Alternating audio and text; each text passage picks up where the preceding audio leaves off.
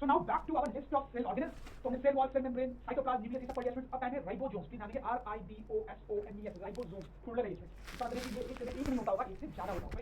तो इस सेल में राइबोसोम कहाँ है राइबोसोम? तो स्टूडेंट्स बहुत क्लियरली आप देखेंगे तो आपको दिखाई देगा, बहुत ध्यान से एक्चुअली देखना पड़ेगा, तब राइबोसोम आपको दिखाई देगा। जैसे आप देखो, ये जो स्ट्रक्चर है ना यहाँ पे, इसको अगर हम जूम करके देखेंगे, इसको जूम करके दिखा गया, तो ये जो ब्लू स्ट्रक्चर है उसके ऊपर ये जो डॉट्स आपको दिख रहे हैं, सर्कुलर छोटे-छोटे से पार्टिकल टाइप स्ट्रक्चर दिख रहे हैं, वो एक्चुअली राइबोसोम्स हैं। मतलब राइबोसोम्स इस स्ट्रक्चर के ऊपर होते हैं और वो छोटे-छोटे होते हैं, सर्कुलर शेप के हो सकते हैं। वैसे फ्रेंड्स प्लांट सेल में भी राइबोसोम कहाँ है? आप शायद गेस कर पा रहे होंगे। अगर आप ध्यान देंगे तो इस पार्ट को अगर हम जूम करके देखेंगे तो उस पे जो ब्लैक आपको डॉट्स दिख रहे हैं, सर्कुलर छोटे-छोटे स्ट्रक्चर बहुत सारे, उनको हम राइबोसोम्स बोल रहे हैं। आई होप यू गेट दिस। ठीक है, तो आइए इन छोटे-छोटे राइबोसोम्स के बारे में और डिटेल में स्टडी करते हैं। तो राइबोसोम्स की कैरेक्टरिस्टिक्स और उसका स्ट्रक्चर। Manufactured in nucleolus. तो फ्रेंड्स आपको याद है ना कि ये जो न्यूक्लियस है उसके अंदर ये न्यूक्लियोलस होता है, या फिर यहाँ पे देखो ये न्यूक्लियस है उसके अंदर न्यूक्लियोलस होता है। तो न्यूक्लियस के अंदर जो न्यूक्लियोलस होता है, उस न्यूक्लियोलस में राइबोसोम्स मैन्युफैक्चर होते हैं। मतलब न्यूक्लियस के अंदर राइबोसोम्स बनते हैं और फिर किसी तरीके से बाहर आते होंगे और यहाँ पे जाके स्टिक कर जाते हैं। वही कुछ यहाँ पर होता है। I hope you get this. Ribosomes extremely dense, packed and round bodies. Round area समझ आया और डेंस और पैक्ड होते हैं। फाइन। कंसिस्ट ऑफ, ध्यान देने का लंबा वर्ड है फ्रेंड्स, मतलब राइबोसोम्स के अंदर क्या होता है बेसिकली? तो कंसिस्ट ऑफ राइबोन्यूक्लियोप्रोटीन। राइबोन्यूक्लियोप्रोटीन होता है उसके अंदर। और बेसिकली राइबोन्यूक्लियोप्रोटीन क्या होता है? राइबोन्यूक्लिक एसिड और प्रोटीन, इन दोनों को एक साथ अगर मैं बोलना हो तो उसको बोलते हैं राइबोन्यूक्लियोप्रोटीन। तो प्लीज ध्यान देंगे, इन सारे टर्म्स को आपको याद रखना पड़ेगा कि बेसिकली राइबोसोम्स के अंदर, राइबोसोम्स जो छोटे-छोटे पार्टिकल टाइप में सर्कुलर है, उनके अंदर क्या होता है? राइबोन्यूक्लिक एसिड होता है, जिससे टाइप ऑफ केमिकल, और प्रोटीन होता है उसके अंदर। और इन दोनों को साथ में एक नाम दिया गया है, ध्यान देंगे, राइबोन्यूक्लियोप्रोटीन। तो राइबोसोम के अंदर राइबोन्यूक्लियोप्रोटीन होता है। I hope you get this. आपको ये याद रखना पड़ेगा। Right, fine. अब राइबोसोम का फंक्शन क्या होता है? That is what I am going to tell you. They help in protein synthesis. तो स्टूडेंट देखो क्या बात है यहाँ पे, मैंने आपको बताया कि सेल के अंदर की ज्यादातर जो ऑर्गेनेल्स है वो प्रोटीन से ही बने होते हैं। ठीक, तो सेल को बहुत ज्यादा प्रोटीन बनाना पड़ता है। जैसे मान लो एक सेल है, वो डिवाइड होती है, दो सेल बनाते हैं। ठीक है, तो इस सेल में जितने प्रोटीन थे, अब दो सेल हो गए, तो अमाउंट ऑफ प्रोटीन जो है वो डबल होगा। तो ये एक्स्ट्रा प्रोटीन कहाँ से आ रहा है? तो इसमें क्या होता है कि जो सेल है वो प्रोटीन सिंथेसिस करता है, तो प्रोटीन बनाता है। वही टर्म यहाँ पे यूज किया गया, प्रोटीन सिंथेसिस। तो ribosomes help in protein synthesis. तो सेल के अंदर प्रोटीन बनाने का एक प्रोसेस होता है, उस प्रोसेस में राइबोसोम्स हेल्प करते हैं। समझ में आएगा क्यों सेल के अंदर प्रोटीन बनाने का प्रोसेस होता है? ये आपको समझ में आ रहा होगा, क्योंकि सेल जो है तो प्रोटीन का ही बना हुआ है ना। तो जब सेल डिवीजन आप करोगे तो आपको एडिशनल प्रोटीन चाहिए होगा, तो सेल ही वो एडिशनल प्रोटीन बनाता है। I hope you get this. Okay, ribosomes help in protein synthesis. Hence, they are called protein factories of the cell. तो protein factory बोलते हैं। ये important question का एग्जाम में कि which cell organelle is called a protein factory of cell. आपको पता है ऐसा क्या करना है? Ribosomes. Right? Fine friends. तो that is all about ribosomes. अब आगे बढ़ते हैं। Next cell organelle पढ़ने वाले हैं, that is called, ध्यान देंगे, इसका लंबा नाम है endoplasmic reticulum. Please note the spelling, वहाँ पे आप देखोगे endoplasmic reticulum. तो friends वो कहाँ है इस सेल में? कहाँ है? तो मैं आपको बताता हूँ। ये जो कॉम्प्लिकेटेड सा स्ट्रक्चर है, जिसका आपकी बहुत देर से ध्यान हो, क्योंकि जब मैंने न्यूक्लियस बनाया था तो भी उसके राउंड ये बना रखा था, और आपको पता है राइबोसोम्स के ऊपर चिपके हुए होते हैं। तो आप बहुत देर सोचेंगे ये स्ट्रक्चर क्या है? ये है एंडोप्लाज्मिक रेटिकुलम। यहाँ पर आप देखते हो वैसे कुछ स्ट्रक्चर यहाँ पर रेड दिख रहा है, दैट इज एंडोप्लाज्मिक रेटिकुलम। तो आइए इसके बारे में हम स्टडी करते हैं। So इंडोप्लाज्मिक रेटिकुलम, शॉर्ट में इसको ER लिखा जाता है। ऑब्वियसली उसका स्ट्रक्चर क्या होता है आप ध्यान देंगे। उससे पहले मैं आपको बताऊं कि जो नाम है इंडोप्लाज्मिक रेटिकुलम वो कैसा है। इंडो मतलब इनसाइड, प्लाज्मिक मतलब साइटोप्लाज्म, रेटिकुलम मतलब नेटवर्क। राइट, इंडोप्लाज्मिक रेटिकुलम मतलब इनसाइड साइटोप्लाज्म नेटवर्क, ऐसा आप इसको इंटरप्रेट कर सकते हो। तो साइटोप्लाज्म के अंदर ये तो आप देख सकते हो, और नेटवर्क, ये नेटवर्क का काम करता है। कैसे नेटवर्क काम करता है ये थोड़ा मैं आपको समझाऊंगा, you will understand this type of network. जैसे सिटीज में रोड्स होती है ना स्टूडेंट्स, रोड्स जिससे चीजें आ जा सकती हैं। राइट, हम खुद आते जाते हैं, कार आती जाती है, सामान आते जाते हैं। वैसे ही ये नेटवर्क की तरह काम करता है, जिससे चीजें सेल में ट्रैवल करती हैं। You know that's why this network work. और थोड़ा डिटेल में आगे देखिए। अब देखो स्टूडेंट, इंडोप्लाज्मिक रेटिकुलम जो है वो भी दो टाइप का होता है। एक होता है स्मूथ इंडोप्लाज्मिक रेटिकुलम और एक होता है रफ इंडोप्लाज्मिक रेटिकुलम। तो ये और ये जो मैंने आपको बताया था वो रफ इंडोप्लाज्मिक रेटिकुलम था। यहाँ पर आपको ये जो दिख रहा है और यहाँ पर आपको ये जो दिख रहा है, ये रफ नहीं बल्कि स्मूथ इंडोप्लाज्मिक रेटिकुलम। तो दो टाइप के इंडोप्लाज्मिक रेटिकुलम होते हैं, very important. Smooth endoplasmic reticulum and rough endoplasmic reticulum. दोनों में डिफरेंस क्या होता है मैं आपको यही बता देता हूँ। रफ इंडोप्लाज्मिक रेटिकुलम बेसिकली होता है जिसपे राइबोसोम चिपके हुए होते हैं। इसके ऊपर राइबोसोम चिपके हुए और उसके चिपके होने से वो रफ हो जाता है, इसलिए उसको रफ इंडोप्लाज्मिक रेटिकुलम बोलते हैं। इसके ऊपर राइबोसोम नहीं चिपका हुआ है, इसके सरफेस स्मूथ होता है, इसलिए उसको स्मूथ इंडोप्लाज्मिक रेटिकुलम बोलते हैं। राइबोसोम के साथ, ठीक है स्टूडेंट्स। तो अब देखते हैं इंडोप्लाज्मिक रेटिकुलम या is a large network of membrane, bound tubes and sheets. तो बेसिकली वही है स्टूडेंट कि ये नेटवर्क टाइप स्ट्रक्चर होता है। ठीक है, नेटवर्क टाइप स्ट्रक्चर होता है जिसके साथ चीजें जो है, जिसके थ्रू चीजें जो है वो फ्लो हो सकती हैं, ट्रांसपोर्ट होती हैं, जैसे रोड्स होती है सिटी में, जैसा मैंने बताया। Anyway, endoplasmic reticulum is a large network of membrane, tubes and sheets. Endoplasmic reticulum is similar in structure material to the plasma membrane. मतलब प्लाज्मा मेम्ब्रेन मतलब सेल मेम्ब्रेन जिस चीज से बना होता है, जो उसका कंपोजिशन होता है, जिस तरह उसका स्ट्रक्चर होता है, वैसे ही कुछ इंडोप्लाज्मिक रेटिकुलम का भी है। मतलब जिन कंपाउंड से प्लाज्मा मेम्ब्रेन बना होता है, उन्हीं कंपाउंड से इंडोप्लाज्मिक रेटिकुलम भी बना होता है। फाइन। अब इनकी कैरेक्टरिस्टिक्स। तो रफ इंडोप्लाज्मिक रेटिकुलम का कैरेक्टरिस्टिक्स मैं आपको बताऊं, जो कि हम देख चुके हैं actually. Rough endoplasmic reticulum looks rough under a microscope because it has particles called ribosomes attached to its surface, जैसा मैं आपको बताया। The ribosomes are the sites of protein manufacturing, जैसा हमने पढ़ा है, इसको प्रोटीन फैक्ट्री बोलते हैं। अब बात करते हैं smooth endoplasmic reticulum. The smooth endoplasmic reticulum helps in the manufacturing of lipids. क्यों स्मूथ बोलते हैं मैंने आपको पहले बताया था, but the new thing is the smooth endoplasmic reticulum helps in the manufacturing of lipids. Lipids के बनाने में इनका बड़ा इंपॉर्टेंट रोल होता है स्टूडेंट। जैसे मैंने आपको बताया था कि सेल्स के अंदर प्रोटीन मैन्युफैक्चर होता है, वैसे सेल्स के अंदर लिपिड्स भी मैन्युफैक्चर होते हैं। उसका बड़ा कॉम्प्लिकेटेड प्रोसेस होता है, और डिटेल में तो नहीं, बट थोड़ा सा हम आगे देखेंगे। उस प्रोसेस में ये जो है वो इंपॉर्टेंट रोल प्ले करता है। ये सारी चीजों को ध्यान रखिए, पूछा जाएगा कि स्मूथ इंडोप्लाज्मिक रेटिकुलम क्या काम करता है, तो बताएंगे वो क्या काम करता है, वो लिपिड्स की मैन्युफैक्चर में हेल्प करता है। राइट, ठीक है। अब इंडोप्लाज्मिक रेटिकुलम का फंक्शन क्या होता है, थोड़ा डिटेल देखते हैं यहाँ पे। It serves as channels for the transport of materials, especially proteins, between various regions of the cytoplasm or between cytoplasm and nucleus. मतलब इसमें देखो ये एक नेटवर्क टाइप स्ट्रक्चर है, जैसे मैंने बताया सिटीज में रोड्स होती है, इसके थ्रू बहुत सारी चीजें इधर से उधर जा सकती हैं। ठीक है, खासकर प्रोटीन का बड़ा ट्रांसपोर्टेशन होता है इसके हेल्प से। तो जैसे मैंने बताया, जैसे मैंने बताया कि सेल में प्रोटीन सिंथेसिस होता है, प्रोटीन बनाया जाता है, फिर वो प्रोटीन को सेल के डिफरेंट पार्ट से भेजा जाता है, तो वो इसके थ्रू हो सकता है। खासकर देखो अगर न्यूक्लियस में कोई चीज बनी है तो इस नेटवर्क के थ्रू होते हुए बाहर आ सकती है। तो दिस इज अ नेटवर्क जिसके थ्रू चीजें ट्रांसपोर्ट होती है। फाइन, एक बार हम पढ़ते हैं, इट सर्व्स एज चैनल्स, जैसे रोड होती है वैसे, for the transport of material जैसे protein between various regions of the cytoplasm और बिटवीन साइटोप्लाज्म एंड न्यूक्लियस। तो न्यूक्लियस में कुछ बना तो इसे निकल के बाहर आता है cytoplasm, right? Fine students, so next point now, some of this proteins and lipids help in building the cell membrane. तो स्टूडेंट्स एंडोप्लाज्मिक रेटिकुलम जो प्रोटीन्स और लिपिड्स को ट्रांसपोर्ट करता है, वो प्रोटीन्स और लिपिड्स सेल मेम्ब्रेन को बनाने में काम आते हैं। और इनफैक्ट सेल मेम्ब्रेन को भी और भी ऑर्गेनेल्स को बनाने में काम आते हैं। हमने पढ़ा था ना कि सेल के बहुत सारे ऑर्गेनेल्स प्रोटीन्स और लिपिड्स से बने होते हैं, ठीक है? तो जो प्रोटीन्स और लिपिड्स ये ट्रांसपोर्ट कर रहा है, उनका इस्तेमाल ऑब्वियसली उन ऑर्गेनेल्स को बनाने में हो सकता है, खासकर सेल मेम्ब्रेन बनाने में। वही बोल रहा है, some of these proteins which are transported by endoplasmic reticulum and lipids help in building the cell membrane, and this process is known as membrane biogenesis। तो membrane biogenesis क्या होता है? स्टूडेंट्स आपने पूछा एग्जाम में, तो आप क्या लिखेंगे? ये लिख सकते हैं, right? membrane biogenesis is the process of building cell membrane from lipids and proteins, very good। now some other proteins and lipids function as enzymes and hormones। तो स्टूडेंट आपको पता ही होगा हमारे बॉडी में बहुत सारे एंजाइम्स और हार्मोन्स होते हैं, लोअर क्लास में पढ़ा होगा, और अगर आपको याद नहीं तो डंडी बात नहीं, आगे हम बहुत चैप्टर पढ़ेंगे। थोड़ा मैं आपको यहाँ बताता हूँ, जैसे एग्जांपल मैं आपको दूं, जब आप फूड खाते हो, तो फूड जो है हमारे बॉडी में जाता है, स्टमक में जाता है, फिर हमारे स्टमक में बहुत सारे एंजाइम्स होते हैं स्टूडेंट। वो एंजाइम्स जो है वो उस फूड के साथ मिक्स होते हैं, फिर बहुत कुछ करते हैं जो भी पढ़ी होगी, राइट? तो वो जो एंजाइम्स होते हैं स्टूडेंट, वो लिक्विड टाइप स्ट्रक्चर होते हैं और वो प्रोटीन से बने होते हैं।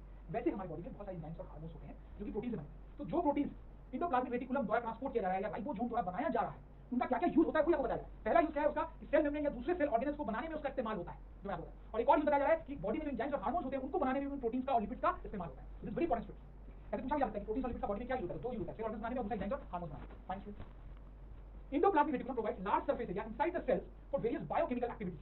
तो स्टूडेंट्स देखो, अगर आप ध्यान से देखेंगे तो ये सेल में आपको दिखेगा कि जो एंडोप्लाज्मिक रेटिकुलम है काफी बड़ा होता है, उसका सरफेस एरिया भी बहुत ज्यादा होता है। तो बहुत सारे केमिकल रिएक्शंस जो है वो उसकी सरफेस पे होते हैं, बहुत सारे केमिकल रिएक्शंस, जैसे कि प्रोटीन एंड लिपिड सिंथेसिस। उनके बनने में जो केमिकल रिएक्शंस होते हैं वो राइबोसोम्स के अंदर होते हैं और राइबोसोम्स के सरफेस पे होते हैं। तो वही बोला है कि बहुत सारे केमिकल रिएक्शंस सेल्स के अंदर होते हैं वो एंडोप्लाज्मिक रेटिकुलम के सरफेस पे होते हैं। Endoplasmic reticulum provides large surface area inside the cells for various biochemical activities, मतलब for various biological and chemical reactions such as protein and lipid synthesis. जैसे मैंने बताया, फॉर एग्जांपल फिर रिपीट करता हूं कि जैसे सरफेस पे राइबोसोम्स होते हैं, प्रोटीन सिंथेसिस वहां पे होता है, राइट? तो राइबोसोम्स में जो बहुत सारे केमिकल रिएक्शंस हो रहे हैं प्रोटीन सिंथेसिस के लिए, वो कहां पे हुए? सरफेस पे हुए ना, एंडोप्लाज्मिक रेटिकुलम। तो वही सब हो रहा है। I hope you get this. Move to the next point. तो ये पॉइंट जो है थोड़ा सा कॉम्प्लिकेटेड है, इसका ध्यान देने की जरूरत नहीं है, लेकिन बुक्स में आपकी बुक्स में लिखा हुआ है, इसलिए मैंने यहाँ पे इसको लिया है ताकि आप बुक्स पढ़े तो आपको ये लगे कि आपने कुछ मिस कर दिया, राइट? इसको समझने से पहले स्टूडेंट्स यहाँ पे कुछ टफ टर्म्स यूज किए गए हैं जिसको हमें समझना जरूरी है। सबसे पहले आप देखो लीवर। लीवर का क्या मतलब होता है? स्टूडेंट्स को आपको पता है ना, हमारी बॉडी में बहुत सारे ऑर्गन्स होते हैं, जैसे ब्रेन होता है स्टूडेंट्स, हार्ट होता है, यहाँ पे किडनी होती है, स्टमक होता है। वैसे लीवर भी हमारी बॉडी में यहाँ पे एक ऑर्गन होता है, इंपॉर्टेंट ऑर्गन होता है। वो काम क्या करता है स्टूडेंट्स? उसका काम होता है कि जो भी फूड हम खाते हैं ना, उसको डाइजेस्ट करने में हमारी हेल्प करता है। क्या करता है? फूड जो भी हम खाते हैं उसको डाइजेस्ट कराने में हमारी हेल्प करता है। बिल्कुल ध्यान रखिए, राइट? तो लीवर आपको समझना है, एक ऑर्गन है, इंपॉर्टेंट ऑर्गन है बॉडी। लीवर सेल्स, इसका क्या मतलब है? तो स्टूडेंट्स हमारी पूरी बॉडी तो सेल्स की बनी, इसका मतलब कोई ऑर्गन भी लेने बॉडी में तो वो भी सेल्स से बना हुआ, राइट? पूरी बॉडी सेल्स की। तो अगर ब्रेन की बात करें तो किस चीज से बना है? बहुत सारे छोटे सेल्स की। अगर हार्ट की बात करें तो वो भी बना है बहुत सारे छोटे सेल्स की। वैसे हम लीवर की बात करते हैं तो वो भी बहुत सारे छोटे सेल्स से बना होता है। तो लीवर सेल्स का मतलब है वही। अब नेक्स्ट टर्म देखिए, नेक्स्ट टर्म यहाँ पे आपको स्टूडेंट्स बैकबोन। बैकबोन का मतलब क्या होता है स्टूडेंट्स? देखो आपको पता है पीछे एक बैकबोन होती है हमारी। जैसे आप अगर ह्यूमन स्केलेटन देखोगे तो ये जो आपको दिख रहा है वो बैकबोन है, ठीक है? बहुत सारे एनिमल्स का स्केलेटन आप देखोगे तो आपको बैकबोन दिखाई देगा। जैसे देखो इस एनिमल में आपको बैकबोन दिखाई देगा, इस एनिमल में आपको बैकबोन दिखाई देगा। तो बहुत सारे एनिमल्स में बैकबोन होती है, लेकिन कुछ एनिमल्स ऐसे होते हैं जिनकी बैकबोन नहीं होती। जैसे ये एनिमल, इसका बैकबोन नहीं होता, ये एनिमल इसका बैकबोन नहीं होता। समझ में आपको बैकबोन दिखाना, कुछ एनिमल्स में होती है, कुछ नहीं होती, समझे? और दूसरा मैं बता रहा हूँ वर्टिब्रेट्स। ध्यान देंगे, स्पेलिंग पे ध्यान देंगे, VRTBRATS, वर्टिब्रेट्स। तो वैसे एनिमल्स स्टूडेंट्स जिनमें बैकबोन होती है उनको बोलते हैं वर्टिब्रेट्स, जिनमें बैकबोन नहीं होती है नहीं होते। समझ में आ रहा है? तो हम ह्यूमन बीइंग्स क्या हम वर्टिब्रेट्स हैं? बिल्कुल है स्टूडेंट्स, आपको समझ में आ रहा है। और पढ़ते हैं यहाँ पे क्या बोला जा रहा है। तो यहाँ पे देखिए ये बोला जा रहा है कि जो वर्टिब्रेट्स होते हैं हमारे जैसे जिनकी बैकबोन होती है, उनमें जो लीवर होता है, लीवर, ठीक है? उस लीवर के जो सेल्स होते हैं, सेल्स, उन सेल्स में भी ये स्मूथ एंडोप्लाज्मिक रेटिकुलम होता है, ठीक है? स्मूथ एंडोप्लाज्मिक रेटिकुलम होता है। और वो क्या काम करता है? आपको पता है कि लीवर ओवरऑल डाइजेशन में हेल्प करता है। तो लीवर के सेल का जो स्मूथ एंडोप्लाज्मिक रेटिकुलम है, वो जो भी चीज हम खाते हैं उसमें कुछ पॉइजनस सब्सटेंस है तो उससे हमें बचाने में हेल्प करता है, उस पॉइजन को कट करने में हेल्प करता है, उसको डिटॉक्सिफाई करने में हेल्प करता है, ये स्मूथ एंडोप्लाज्मिक रेटिकुलम। तो वही हम in liver cells of the group of animals called vertebrates like us, smooth endoplasmic reticulum plays a crucial role in detoxifying many poisons and drugs which we actually eat. समझ में आई? थोड़ी complicated बात है, अगर समझ में ना आए तो आप वीडियो में देख सकते हो। ये तो फायदा वीडियो से पढ़ना, राइट? आप जितनी बार जाएंगे और फिर भी ना समझ में आए तो ज़्यादा टेंशन नहीं होती है, ये इंपॉर्टेंट चीज है। फिर एक बात सिंपल टर्म में आपको बता देता हूं कि क्या मैं बताने की कोशिश कर रहा था। जैसे कि बात यहाँ पे हो रही है वर्टिब्रेट्स, वैसे एनिमल्स जिनकी बैकबोन हो, ठीक है? बाकी सब ठीक। तो होता क्या है कि जब हम खाते हैं तो हमारा जो खाना है वो बहुत सारे ऑर्गन से होता है, ठीक? तो लीवर एक इंपॉर्टेंट ऑर्गन है हमारी बॉडी, वो जो भी हम खाते हैं उसको डाइजेस्ट करने में हमारी हेल्प करता है, ठीक? तो लीवर भी सेल से बना होता है। उस सेल में जो स्मूथ एंडोप्लाज्मिक रेटिकुलम होता है, ठीक? वो जो भी हमने खाई है उसमें कोई पॉइजनस चीज है तो उससे हमें बचाने में हेल्प करता है। समझेगा? ये कहानी है। कैसे हेल्प करता है, कैसे नहीं, वो बहुत लंबी स्टोरी है, उसको बताने में घंटे लगेंगे, तो वो अभी आपको जानने की जरूरत नहीं है, वो आपके सिलेबस में है। जितना मैं आपको बताया उतना आपने जान लिया तो आपका काम बहुत अच्छे से हो जाएगा। आई होप यू अंडरस्टैंड। इनफैक्ट ये जो चैप्टर है ये हाई क्लासेस में बहुत लंबा चैप्टर होता है, बहुत ही लंबा चैप्टर, घंटों घंटों आप चाहो तो डिटेल पढ़ा दो, 4 घंटे तक पढ़ सकते हो। लेकिन यहाँ पे हम उतनी चीजों को फोकस कर रहे हैं स्टूडेंट जो हमारे सिलेबस में। अभी आप ज्यादा चीज पढ़ोगे, आपको उतना टाइम नहीं है, टाइम वेस्ट करोगे मतलब नहीं, ठीक है? चलो आगे बढ़ते हैं स्टूडेंट। तो हमने पढ़ लिया एंडोप्लाज्मिक रेटिकुलम भी, उसके राइबोसोम्स पढ़ा, न्यूक्लियस पढ़ा, साइटोप्लाज्म पढ़ा, सेल मेम्ब्रेन पढ़ा, सेल वॉल पढ़ा, राइट? अब बात करेंगे गोल्जी बॉडीज की। इसमें थोड़ा ध्यान देंगे, ये आपको थोड़ा सा कॉम्प्लिकेटेड लगा होगा कंपेयर टू अदर्स, ये भी थोड़ा सा लगेगा, थोड़ा ध्यान देंगे। उसके बाद 1 सेकंड थोड़ा इजी हो जाएगा, थोड़ा ध्यान देंगे। गोल्जी बॉडी, तो सबसे पहले तो आप देखें स्टूडेंट्स कि गोल्जी बॉडी है कहां? ये जो स्ट्रक्चर आपको प्लांट में दिख रहा है, ठीक है? That is Golgi body. और यहाँ वैसे यहाँ पर ये जो स्ट्रक्चर दिख रहा है आपको, that is Golgi body. It was discovered in 1898 by Camillo Golgi. तो ऐसा कोई सेल ऑर्गेनिज्म होता भी है, पहली बार कैमिलो गोल्जी ने 1898 में डिस्कवर किया। तो उनको ऑनर देने के लिए, उनको श्रद्धांजलि अर्पित करने के लिए इस ऑर्गेनेल का नाम जो है उनके सरनेम पे रखा गया है, जैसा कि आप देख सकते हैं, गोल्जी बॉडी। फाइन। तो बात करते हैं डिटेल में गोल्जी बॉडी। तो फ्रेंड्स उसका स्ट्रक्चर क्या होता है, इस टाइप का कुछ देखने में लगता है, राइट। और आप इसमें देखो तीन खास करके पार्ट्स आपको नजर में आएंगे। एक तो ये राउंड टाइप की छोटी छोटी चीजें आपको दिख रही है, यहाँ पर भी, यहाँ पर भी ये। दूसरी आपको ये जो स्ट्रक्चर दिख रहा है वो, और तीसरा यहाँ पर ये जो ट्यूब लाइक स्ट्रक्चर दिख रहा है छोटा ये। तो गोल्जी बॉडी के तीन डिफरेंट पार्ट्स होते हैं, राइट। तो ये कहानी के स्ट्रक्चर की। ये जो छोटे छोटे आपको स्फेरिकल चीजें दिख रही है इनको बोलते हैं वेसिकल्स। तो आपको ये दिख रहा होगा कि ये वेसिकल्स जरूरी नहीं है कि जो मेन पार्ट है गोल्जी बॉडी का उससे अटैच हो, ये उससे अलग भी हो सकते हैं, अलग भी हो सकते हैं। क्या रोल है उनका मैं आपको बताऊंगा, राइट। अभी आगे बढ़ेंगे। अच्छा, ये जो पार्ट है स्टूडेंट इसको बोलते हैं सिस्टम, और ये जो ट्यूब लाइक स्ट्रक्चर है उनको बोलते हैं ट्यूब्यूल्स। तो this is the basic structure of Golgi body, fine. अब उसके कैरेक्टरिस्टिक्स देखते हैं कुछ। Golgi body is also known as Golgi complex or Golgi apparatus. तो एक ही चीज के तीन डिफरेंट नाम है, क्लियर होना चाहिए। Golgi body, Golgi complex and Golgi apparatus. Don't get confused. All three mean the same. It consists of membrane-bound structure arranged parallel to each other. तो जैसा कि आप देख सकते हैं कि मेन पार्ट इसका यही दिख रहा होगा, ठीक है, जिसका नाम सिस्टम मैंने आपको बताया था, ठीक है। तो ये जो है ये भी बहुत कम अमाउंट में आप देखो, और ये जो ट्यूब्यूल्स है ये भी कम अमाउंट में। मेन जो है वो ये वाला पार्ट है, इसके बारे में बोला जा रहा है। It consists of membrane-bound structure, इसका बोला जा रहा है arranged parallel to each other। देखो ये सब एक दूसरे के sort of parallel आपको लग रहे हैं, वही बात है। फंक्शन अभी काम क्या करता है student, that is very important. They store, modify, package and dispatch substances like proteins and lipids. तो बेसिकली प्रोटीन्स और लिपिड्स से कुछ लेना देना है इस गोल्जी बॉडी। क्या लेना देना है मैं आपको समझाता हूँ। तो जैसे देखो हमने पढ़ा है कि प्रोटीन्स और लिपिड जो है वो राइबोसोम में बनते हैं, राइट। तो होता क्या है कि राइबोसोम हो सकता है बड़ा सिंपल टाइप का प्रोटीन और लिपिड बनाता है, लेकिन हमारी बॉडी में बहुत कॉम्प्लिकेटेड टाइप के प्रोटीन्स और लिपिड की जरूरत होती है। तो यहाँ पे क्या होता है मैं आपको समझाने की कोशिश करता हूँ कि सपोज करो ये गोल्जी बॉडी, ठीक है। अब राइबोसोम में अगर कोई प्रोटीन या लिपिड बनाया, किसी और ऑर्गेनल प्रोटीन या लिपिड बनाया, तो इस गोल्जी बॉडी के जो वेसिकल्स होते हैं ये वेसिकल्स उस प्रोटीन और लिपिड को वहां से पिक करते हैं और उस प्रोटीन और लिपिड को यहाँ लेके आते हैं। फिर वो प्रोटीन और लिपिड यहाँ पे कुछ दिन तक स्टोर रहते हैं, और जब ये स्टोर रहते हैं तो उन प्रोटीन लिपिड से और कॉम्प्लिकेटेड कंपाउंड्स बनाए जाते हैं और कॉम्प्लिकेटेड प्रोटीन्स और लिपिड्स बनाए जाते हैं जो हमारी बॉडी की जरूरत है, समझ में आएगा। तो उन प्रोटीन्स और लिपिड्स का कई बार बहुत मेजर चेंजेस, तो उन प्रोटीन्स और लिपिड्स में कई बार मेजर चेंज होते हैं और कई बार थोड़े मोटे चेंज होते हैं, और कई बार चेंज ना हो सके इसको स्टोर करते हैं। उसके बाद जब राइट टाइम आता है तो वंस अगेन वेसिकल्स के माध्यम से गोल्जी बॉडी जो नए प्रोटीन या लिपिड्स बने हैं उनको यहाँ से डिस्पैच करता है, और अब ये वेसिकल्स इनको लेके जाएंगे वहां पर जहां पर उनकी जरूरत है, सेल के दूसरे उस पार्ट पे जहां पर इनकी जरूरत है। तो इस तरीके से आप देख सकते हो गोल्जी बॉडी बड़ा इंपॉर्टेंट काम करता है। प्रोटीन्स और लिपिड्स को लेता है, उनसे ज्यादा कॉम्प्लिकेटेड मॉलिक्यूल्स और सब्सटेंसेस बना के फिर उनको वहां डिस्पैच कर देता है जहां पे उनकी जरूरत है। और वेसिकल्स का बहुत इंपॉर्टेंट रोल है, वही ट्रांसपोर्टेशन का काम यहाँ पे कर रहे हैं, जैसे आपको समझ आ रहा है। इसमें आप देखिए यहाँ पे क्या लिखा था, they store, modify, package and dispatch the substances like protein and lipids. अब इस स्टेटमेंट का पूरा मतलब आपको समझ में आ गया होगा। तो गोल्जी बॉडी बड़ा इंपॉर्टेंट पार्ट होता है इसका और बहुत ही इंपॉर्टेंट काम करता है। अब देखते हैं स्टूडेंट्स गोल्जी बॉडी के फंक्शंस। तो पहला फंक्शन क्या है, ऐसे तो मैंने आपको बता ही दिया more less, but once again it also helps in producing simple protein को लेके वो कॉम्प्लिकेटेड प्रोटीन बनाता है। उसी तरह से it also helps in producing complex sugar from simple sugar. इसी तरह से सिंपल टाइप का शुगर को लेता है, फिर उसका फॉर्म चेंज करता है जिससे कॉम्प्लिकेटेड टाइप का शुगर बनता है, फिर उसको जहां चाहिए वहां पर डिस्पैच करता है। ग्लूकोज टू स्टार्च, जैसे बताया गया है ग्लूकोज जो है वो सिंपल टाइप का शुगर होता है और स्टार्च होता है वो कॉम्प्लिकेटेड टाइप का शुगर होता है। तो गोल्जी बॉडी करता है सिंपल शुगर, जैसे कि ग्लूकोज को लेता है कॉम्प्लिकेटेड चीज यानी जैसे कि स्टार्च उसको बनाता है, right. They help in formation of lysosomes. तो लाइसोसोम्स क्या होता है, लाइसोसोम एक सेल ऑर्गेनल है जो कि हमारी लिस्ट में है भी स्टूडेंट, जो सेल ऑर्गेनल की लिस्ट में पाएंगे उसमें इसके बारे में पढ़ेंगे भी। तो ये जो गोल्जी बॉडी है वो लाइसोसोम के फॉर्मेशन के लिए रिस्पांसिबल होता है। अभी ये बात आपको बहुत अच्छे समझ में नहीं आएगी, जब लाइसोसोम पढ़ेंगे तो आपको अच्छे समझ में आएगी, तो थोड़ा सा आप पीछे चलिए, right. If Golgi body is removed, there will be no complex molecule formation or no transportation of protein. बहुत इंपॉर्टेंट बात है स्टूडेंट, क्या बोला जा रहा है कि Golgi body, Golgi apparatus ना हो तो कॉम्प्लेक्स प्रोटीन हमारी बॉडी में नहीं बन पाएगा। ये मैंने आपको बताया ना कि Golgi body क्या करता है, ये वेसिकल्स के द्वारा सिंपल प्रोटीन को अपने तक लाता है, फिर उससे कॉम्प्लिकेटेड प्रोटीन बना के उसको डिस्पैच करता है। अगर ये नहीं हो तो कॉम्प्लिकेटेड प्रोटीन हमारी बॉडी में नहीं बन पाएगा और स्टूडेंट हम सर्वाइव नहीं कर पाएंगे क्योंकि हमारी बॉडी को कॉम्प्लिकेटेड प्रोटीन चाहिए होता है।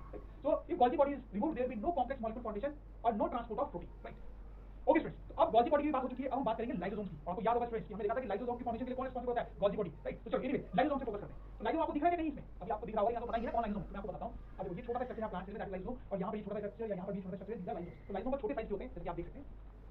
स्ट्रक्चर क्या स्ट्रक्चर होता है इसका, तो आप देख सकते हैं सर्कुलर टाइप का होता है, छोटा सा होता है। They consist of digestive enzymes enclose in a membrane, ठीक है। तो बेसिकली क्या होता है, स्फेरिकल स्ट्रक्चर होता है और इसके अंदर एक डाइजेस्टिव एंजाइम होता है। डाइजेस्टिव एंजाइम बोलने का मतलब कि एक ऐसा लिक्विड होता है जो किसी चीज को डाइजेस्ट कर सकता है, किसी फूड जैसी चीज को डाइजेस्ट कर सकता है। तो बड़ा सिंपल सा स्ट्रक्चर होता है लाइसोसोम। एक मेम्ब्रेन होती है बाहर, मेम्ब्रेन जो क्या बोला जाता है लाइसोसोमल मेम्ब्रेन, और उसके अंदर एक डाइजेस्टिव एंजाइम होती है। वेरी सिंपल स्ट्रक्चर, ठीक है। यही मेन चीज है structure. Characteristics form by Golgi body, जैसे मैंने आपको बताया था। तो लाइसोसोम की फॉर्मेशन में स्टूडेंट्स गोल्जी बॉडी नहीं बल्कि एंडोप्लाज्मिक रेटिकुलम भी इन्वॉल्व होता है, उसको मैं लिख भी दूंगा। ऐसे तो इसका फॉर्मेशन काफी कॉम्प्लिकेटेड होता है, लेकिन मैं बहुत सिंप्लीफाई करके आपको बताना चाहूँ तो कुछ ऐसा होता है। तो आपको पता है कि गोल्जी बॉडी में क्या होता है, वेसिकल्स डिफरेंट डिफरेंट सब्सटेंसेस लेके इसका पहुंचते हैं। तो होता क्या है कि लाइसोसोम के अंदर जो डाइजेस्टिव एंजाइम है जिसकी बात हमने की थी वो एंडोप्लाज्मिक रेटिकुलम में बनता है, हम बताएं एंडोप्लाज्मिक रेटिकुलम। फिर वेसिकल्स के द्वारा वो डाइजेस्टिव एंजाइम गोल्जी बॉडी तक आता है, गोल्जी बॉडी उसको स्टोर करता है और थोड़ा सा मॉडिफाई करता है, समझ में आता है। उसके बाद गोल्जी बॉडी का ही वेसिकल उस डाइजेस्टिव एंजाइम को लेकर निकल जाता है और फिर ये सेल के साइटोप्लाज्म में फ्लोट होता रहता है। तो वही बाद में जाके लाइसोसोम कहलाता है, समझ में आ रही बात। हालांकि मैंने बहुत सिंप्लीफाई करके आपको बताया, लेकिन ऐसा ही कुछ इसी टाइप से कुछ होता है। आपको समझ में आई आपकी बात स्टूडेंट्स लाइसोसोम की। Let's move ahead. They are membrane bound sacs, small and spherical in shape. ये तो आपको समझ में आएगा, कोई डाउट की बात नहीं है। सैक का मतलब आपको पता नहीं है, तो it means a bag like structure, a container like structure. जैसे मैंने लिखा दिया सैक इज हॉलो स्पेस और कंटेनर लाइक स्ट्रक्चर। तो बेसिकली ये कंटेनर लाइक स्ट्रक्चर, एक बैग लाइक स्ट्रक्चर जिसके अंदर digestive enzyme. They contain digestive enzymes जो कि हमें पता है फॉर्म्ड बाय एंडोप्लाज्मिक रेटिकुलम, जो मैंने आपको थोड़े पहले ही बताया। और लाइसोसोम का फंक्शन क्या होता है students, look at this, this is important, पूछा जाएगा। Lysosome remove worn out and poorly working cell organelles. देखो स्टूडेंट, जैसे किसी मशीन में अगर कोई पार्ट खराब हो जाए तो क्या करते हैं, उसको हटाना पड़ता है ना। वैसे स्टूडेंट आप सोचो कि सेल में कितने सारे ऑर्गेनल्स होते हैं, कुछ के बारे में पढ़ा है, कुछ के बारे में और पढ़ेंगे। अगर कोई सेल ऑर्गेनल खराब हो जाए तो क्या करना पड़ेगा, उसको रिमूव करना पड़ेगा। तो स्टूडेंट्स लाइसोसोम का यही काम होता है। लाइसोसोम जो डाइजेस्टिव एंजाइम है ना, वो क्या करता है कि अगर कोई सेल ऑर्गेनल खराब हो गया है तो ये बर्स्ट हो जाता है और इसका जो डाइजेस्टिव एंजाइम है वो उस सेल ऑर्गेनल को डाइजेस्ट कर देता है, उसको खत्म कर देता है। इस तरह से वो खराब ऑर्गेनल डाइजेस्ट हो जाता है, खराब हो जाता है, पूरी तरह से खत्म हो जाता है। Lysosomes remove worn out and poorly working cell organs. समझ में आ रही बात? Thus lysosomes help to keep the cell clean. ठीक है, इसकी रिस्पांसिबिलिटी है सेल के खराब ऑर्गेनेल्स को खत्म कर देना और सेल को क्लीन रखना. When the cell gets damaged, lysosomes may burst and the enzymes digest their own cell. अच्छा, यहाँ पर भी ध्यान दें स्टूडेंट्स, कई बार क्या होता है कि पूरा पूरा सेल ही डैमेज हो जाता है, सिर्फ एक ऑर्गेनल नहीं, पूरा सेल ही खराब हो जाता है. उस केस में जितने भी लाइसोसोम सेल के अंदर वो सब बर्स्ट कर जाते हैं, उनका जो एंजाइम है वो पूरे सेल में फैल जाता है और पूरे सेल को ही खत्म कर देता है. समझ में आई बात? वही कहा गया, when the cell gets damaged उसकी बॉडी में जरूरत नहीं है, तो लाइसोसोम में burst and the enzymes digest their own cell. समझ में आई बात स्टूडेंट्स? इसीलिए स्टूडेंट्स लाइसोसोम को सुसाइड बैग ऑफ सेल भी बोलते हैं. मतलब सेल को अगर मरना है तो क्या होगा, लाइसोसोम बर्स्ट करेगा और पूरे सेल को डाइजेस्ट करेगा. ठीक है, suicidal bag of cell. Fine students, अब लाइसोसोम हमने पढ़ लिया है, तो बहुत सारे ऑर्गेनल्स के बारे में पढ़ लिया है. अब थोड़ा रिकॉल करो, बहुत आगे आगे चैप्टर में, बस देखो 3 ऑर्गेनल्स ही और बचे हैं. राइट, फिर चैप्टर ऑलमोस्ट खत्म सा हो जाएगा हमारा. सेल बारे में पढ़ा था स्टूडेंट, आपको याद है? सिर्फ प्लांट में होता है, ये सेल एनिमल में नहीं होता है. सेल मेम्ब्रेन दोनों में होता है, उसके बारे में बहुत कुछ पढ़ा था. साइटोप्लाज्म जो लिक्विड है अंदर, उसमें भी वो साइटोप्लाज्म है. Right, nucleus, this is nucleus, आपको पता ही है. राइबोसोम कहां होते हैं? राइबोसोम बताएं स्टूडेंट्स, बताएं. एंडोप्लाज्मिक रेटिकुलम के ऊपर ये जो डॉट्स आपको दिखाई दे रहे होंगे, जूम करने में खास दिखाई देते हैं, they are ribosomes. Endoplasmic reticulum ये नेटवर्क टाइप का स्ट्रक्चर है, that is endoplasmic reticulum. You got it. Golgi body कहां दिखा स्टूडेंट्स, बताएं. This is Golgi body. Right, यहां कहां दिखा गोल्गी बॉडी? ये गोल्गी बॉडी क्या काम करता है, इसमें आपको बताया था. वेसिकल्स का बहुत इंपॉर्टेंट रोल होता है वहां पे. राइट, लाइसोसोम्स वो अभी मैंने पढ़ा. Next is students mitochondria, very important students, mitochondria. अब देखिए यहां पर ये जो लंबा सा स्ट्रक्चर दिख रहा है, यहां पर दिख रहा है, यहां पर दिख रहा है और इसमें यहां पर दिख रहा है. ठीक है, सेम जैसा दिख रहा होगा आपको. That is called mitochondria, very important cell organelle. और इसका नाम बड़ा इंटरेस्टिंग है, बोलने का मजा आता है, माइटोकॉन्ड्रिया. राइट, और एक्चुअली बड़ा इंपॉर्टेंट ऑर्गेनल होता है. Let's see about this. तो इसका स्ट्रक्चर क्या है? तो देखो इस टाइप से लंबा सा दिखता है. अब देखो एक आउटर कवरिंग होती है, ठीक है, उसके अंदर इस टाइप से जिगजैग टाइप का पैटर्न है, यू कैन सी. राइट, तो देखो ये जो बाहर है वो आउटर मेम्ब्रेन है. ठीक है, और वो किस चीज की बनी होती है स्टूडेंट्स? Phospholipid bilayer. ध्यान दें, फॉस्फोलिपिड बाइलेयर एंड प्रोटीन, मतलब बेसिकली लिपिड्स और प्रोटीन की बनी हुई है. आपको याद रखना पूछा जाएगा कि आउटर मेम्ब्रेन जो है माइटोकॉन्ड्रिया की किस चीज की बनी होती है, तो आप ये बताएंगे स्टूडेंट्स. Please remember this. ठीक है, फिर नेक्स्ट आप देखो, तो ये जो आपको दिख रहा है तो आउटर मेम्ब्रेन था. उसके बाद जो जिगजैग पैटर्न है उसका भी एक मेम्ब्रेन है जो येलो में या ऑरेंज में आपको दिख रहा होगा, उसको बोलते हैं इनर मेम्ब्रेन, या उसका टेक्निकल नाम है सिस्टा. क्या नाम है? सिस्टा, टेक्निकल नाम, और कॉमन लैंग्वेज में इनर मेम्ब्रेन बोलते हैं इसको. फिर ये जो आपको अंदर ये ब्लू वाला रीजन दिख रहा है पूरा यहाँ पे अंदर, उसको बोलते हैं मैट्रिक्स. फिर स्टूडेंट्स यहाँ पे छोटे छोटे आपको स्ट्रक्चर दिख रहे हैं राइबोसोम्स, और ये रिंग टाइप जो स्ट्रक्चर्स हो रहे हैं उसको डीएनए बोलते हैं. अब स्टूडेंट्स ये जो डीएनए और राइबोसोम्स है, ये वो डीएनए और राइबोसोम्स नहीं जो हमने पहले पढ़ा था. पहले जो हमने डीएनए पढ़ा था वो तो न्यूक्लियस के अंदर था. राइट, ये दूसरा डीएनए स्टूडेंट जो माइटोकॉन्ड्रिया के अंदर है, इसका रोल भी अलग होता है, इसका काम भी अलग होता है. जैसे वो वाला डीएनए क्या करता था, वो वाला डीएनए था वो इनहेरिटेंस के रिस्पांसिबल था. आपको मैं बताया, आपको याद हो कि आपका चेहरा आपके पापा से मिलता है क्योंकि आपके पापा के डीएनए आप में आए हैं. राइट, जीन्स की बात की थी, लेकिन ये जो डीएनए वो काम नहीं करता है, ये अलग काम करता है स्टूडेंट्स. ठीक है, थोड़ी सी बात करेंगे भी आगे. और ये राइबोसोम भी है, ये अलग राइबोसोम है, ये वो काम नहीं करता है जो वो राइबोसोम करता है जो कि एंडोप्लाज्मिक रेटिकुलम के सर्फेस पे पाया जाता है. राइट, ये अलग है. फाइन. अब स्टूडेंट्स कैरेक्टरिस्टिक्स ऑफ माइटोकॉन्ड्रिया, तो देखो देखते हैं. Small rod shaped organelle, self explanatory है. और फंक्शन क्या है माइटोकॉन्ड्रिया का? माइटोकॉन्ड्रिया जो है बड़ा ही इंपॉर्टेंट रोल प्ले करता है. वो एक्चुअली पावर हाउस है सेल का. क्या है पावर हाउस? पावर हाउस बोलने का मतलब है कि उसके कारण ही सेल को एनर्जी मिलती है. जैसे मैं आपको थोड़ा सा एक्सप्लेन करता हूँ. ठीक है, तो स्टूडेंट्स आपको तो पता है कि ये ह्यूमन बॉडी है, तो हम कुछ खाना खाते हैं, उसी से हमें एनर्जी. ये जो फूड हम खाते हैं स्टूडेंट्स वो हमारे एब्डोमेन में जाता है और वहां पे उसको डाइजेस्ट किया जाता है. कैसे डाइजेशन में होता है ये सब भी हम हमारे क्लास में बहुत डिटेल में पढ़ेंगे. तो उस फूड से हमें न्यूट्रिएंट्स मिलते हैं. न्यूट्रिएंट्स फिर क्या होता है कि ये जो न्यूट्रिएंट्स रहते हैं पूरी बॉडी में सर्कुलेट होते हैं, ऊपर नीचे हर जगह सर्कुलेट होते हैं. और पूरी बॉडी में एक्चुअली है क्या? पूरी बॉडी तो सेल्स ही बनी हुई है. तो ये न्यूट्रिएंट्स पूरी बॉडी में जाते हैं, तो इसका मतलब सारे सेल्स तक जाते हैं, बॉडी में जो भी सेल्स है उन तक पहुंचते हैं. समझ में आ रही है? फिर से बताता हूं, हमने फूड खाया, फूड एब्डोमेन में गया, वहां पे डाइजेस्ट होता है, तो उस फूड से न्यूट्रिएंट्स निकाला जाता है. ठीक, और बच जाती है जो चीज वो टॉयलेट में जाके हम निकाल देते हैं. अब जो न्यूट्रिएंट्स हमारे काम के निकाले गए थे वो पूरी बॉडी में सर्कुलेट होते हैं, और पूरी बॉडी तो सेल्स ही बनी हुई है, तो पूरी बॉडी में सर्कुलेट हुई मतलब हर सेल तक पहुंचे. तो फिर देखो क्या होता है, जिसको थोड़ा सा पुश करते हैं. अगर एक सेल बोले तो वो न्यूट्रिएंट्स जब सेल तक पहुंचते हैं स्टूडेंट्स, तो सेल के अंदर जाते हैं, और सेल का काम ये होता है कि उन न्यूट्रिएंट्स से एनर्जी ले पाए. उसे क्या ले पाए? एनर्जी ले पाए. तो ये एनर्जी लेने का जो प्रोसेस होता है उसमें माइटोकॉन्ड्रिया बड़ा इंपॉर्टेंट रोल प्ले करता है. वो इनफैक्ट सबसे इंपॉर्टेंट रोल प्ले करता है उन न्यूट्रिएंट्स से एनर्जी लेने के काम. समझ बात? यही मेन फंक्शन होता है माइटोकॉन्ड्रिया का, इसलिए मैं इसको बोल रहा था पावर हाउस ऑफ सेल. क्या? Power house of cell. ठीक है, चलो अब थोड़ा सा लिख लेते हैं students. They provide energy for the vital activities of living cell. तो वही मैं आपको बताया था. ठीक है, ये पूरे न्यूट्रिएंट्स से एनर्जी लेने वाला काम है वो बेसिकली माइटोकॉन्ड्रिया ही करता है, इसी का सबसे इंपॉर्टेंट रोल होता है. तो they provide energy for the vital activities of living cell, और वो एनर्जी जो सेल को मिलती है उससे सेल की जो भी एक्टिविटीज है वो भी जाती है. समझ लो, the energy releases during reactions in the form of ATP. तो बेसिकली जो मैं आपको समझा रहा था कि न्यूट्रिएंट से एनर्जी लेने का काम करता है माइटोकॉन्ड्रिया. तो जो एनर्जी वो न्यूट्रिएंट से लेता है वो जो एनर्जी मिलती है बेसिकली वो किस फॉर्म में मिलती है? ATP. The energy releases during reactions in the form of ATP. तो न्यूट्रिएंट से एनर्जी लेने का काम करता है ये. ठीक है, उस प्रोसेस में कई सारी रिएक्शंस होती हैं बेसिकली, और जो एनर्जी निकलती है that is the form of ATP. ATP बड़ा इंपॉर्टेंट टर्म है, उसका फुल फॉर्म होता है adenosine triphosphate. A for adenosine, TP मतलब ट्राइफॉस्फेट. इसको बिल्कुल याद रखिए student, exam point of view से बड़ा इंपॉर्टेंट है. आपसे पूछा जाएगा माइटोकॉन्ड्रिया जब एनर्जी लेता है न्यूट्रिएंट से तो एनर्जी किस फॉर्म में होती है? तो आप बोलेंगे adenosine triphosphate, ATP. Adenosine triphosphate बिल्कुल रट जाना चाहिए सुनता. और जैसे मैं आपको बताया पावर हाउस ऑफ सेल बोलते हैं इसको, एनर्जी न्यूट्रिएंट लेने का काम ही कर रहा है. और एटीपी को बोलते हैं energy currency of the cell. मतलब ये कोई खास बात नहीं है, कहने का मतलब है कि एनर्जी जो निकलती है वो एटीपी के फॉर्म में होती है. इसको भी एक नाम दिया गया है कि एनर्जी करेंसी ऑफ सेल. कोई खास बात नहीं है.